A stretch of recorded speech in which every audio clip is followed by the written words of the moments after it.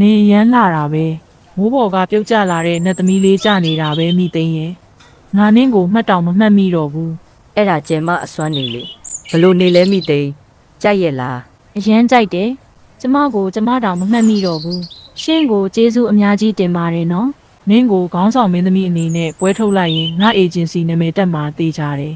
အခုငါနင်းကိုဒရိုက်တာကြီးနဲ့မိတ်ဆက်ပေးမယ်သူနင်းကိုသဘောကျမှာတေးကြတယ်ကျေးဇူးတင်လိုက်တာမမရဲ့ကျမအိမ်မက်တွေတကယ်ဖြစ်လာတော့မယ်ကျမအရန်ရင်ခုန်နေပြီဒါကျမအေဂျင်စီကအစ်စ်တင်မဲ့ခေါင်းဆောင်မင်းသမီးလေးနာမည်ကမိသိန်းကန်တရုတ်ဆောင်ကတော့အကယ်ဒမီရှော့ပဲအဲ့ဒါကြောင့်ကျမသူ့အတွက်ဒရိုက်တာကြီးကိုအကူအညီလာတောင်းတာ သူလေးကတော်တော်လေးချောတာပဲ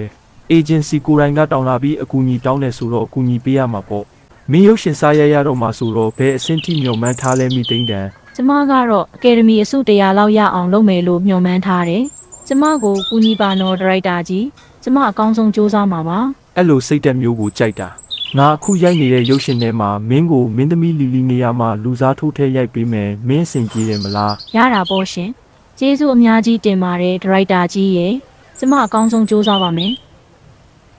ဘာပြောတယ်ငါနေရာမှာအခြားတစ်ယောက်ကိုလူစားထိုးလိုက်တာဟုတ်လားသူကဘယ်သူလဲငါလိုလူနေရာမှာလူစားထိုးလောက်အောင်ထိသူကဘယ်သူမှလို့လဲငါခုချက်ချင်းလာခဲ့မယ်စိတ်တူလိုက်တာဟဲ့အဲ့ကောင်မကဘယ်သူလဲငါနေရာကိုဝင်ယူခြင်းနဲ့ကောင်မငါနဲ့တွေ့မယ်